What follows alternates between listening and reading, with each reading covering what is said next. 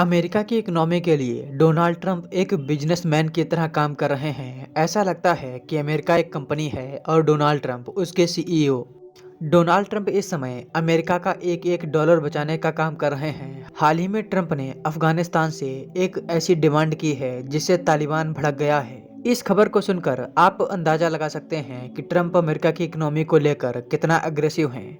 खबर क्या है, चलिए आपको विस्तार में बताने की कोशिश करते हैं। डोनाल्ड ट्रंप अमेरिका की अर्थव्यवस्था के लिए इस समय कुछ भी करने को तैयार हैं। ट्रंप को कोई फर्क नहीं पड़ता कि दुनिया में किस देश के साथ उनके संबंध खराब होते हैं। डोनाल्ड ट्रंप इस समय कुछ इस तरह की पॉलिसी को फॉलो कर रहे हैं कि अगर भारत को $1000 का नुकसान हो रहा है और अमेरिका को $1 का फायदा, तो डोनाल्ड ट्रंप अमेरिका के फायदे के बारे में सोचेंगे। भारत के नुकसान से उन्हें कोई मतलब नहीं है। ट्रंप ने अमेरिका के सबसे करीबी देशों जैसे कि यूरोपियन यूनियन, उन पर भी 25% टैरिफ लगाने का ऐलान कर दिया है, जिसकी वजह से यूरोपीय देश डरे हुए हैं, क्योंकि एक तो पहले से ही रूस और यूक्रेन युद्ध की वजह से यूरोप की अर्थव्यवस्था चौपट है, ऊपर से ट्रंप टैरिफ पे टैरिफ लगाए जा रहे हैं। यूरोप छोड़िए, अब ट्रंप ने अफगानिस्तान में तालिबान को बड़ी धमकी दी है। उन्होंने तालिबान से कहा है कि अमेरिका जो हथियार अफगानिस्तान में छोड़कर गया है, तालिबान को अब उसे वापस करना होगा। अमेरिका पर हुए 2001 में 9/11 हमले के बाद नाटो के साथ अमेरिका ने मिलकर ओसामा बिन लादेन को ढूंढने के लिए अफगानिस्तान पर हमला किया था और वहां की तालिबान सरकार को हटाकर एक नई सरकार बनाई थी।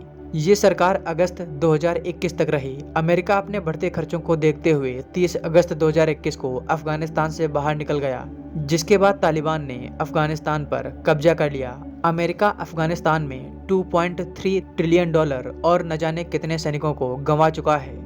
इसके लिए अमेरिका ने यहाँ से निकलना ही उचित समझा। उस समय के अमेरिका के राष्ट्रपति जो बाइडेन ने अपनी सारी सेना अफगानिस्तान से वापस बुला ली, लेकिन उनके पास जो हथियार थे वो वहीं छूट गए। डोनाल्ड ट्रंप के मुताबिक अमेरिका के अफगानिस्तान में बिलियंस ऑफ डॉलर के हथियार हैं जो अमेरिका के जनता के पैसे से खरीदे गए थे। अफगानिस्तान में अमेरिका 8 लाख के करीब राइफल्स, 70,000 आर्मी के ट्रक्स, सैकड़ों हेलीकॉप्टर्स और न जाने कितनी मिसाइलें छोड़कर चला गया था, जिसे अब ट्रंप वापस मांग रहे हैं। Afghanistan is one of the biggest sellers of military equipment in the world. You know why? They're selling the equipment that we left. We're first, they were second or third.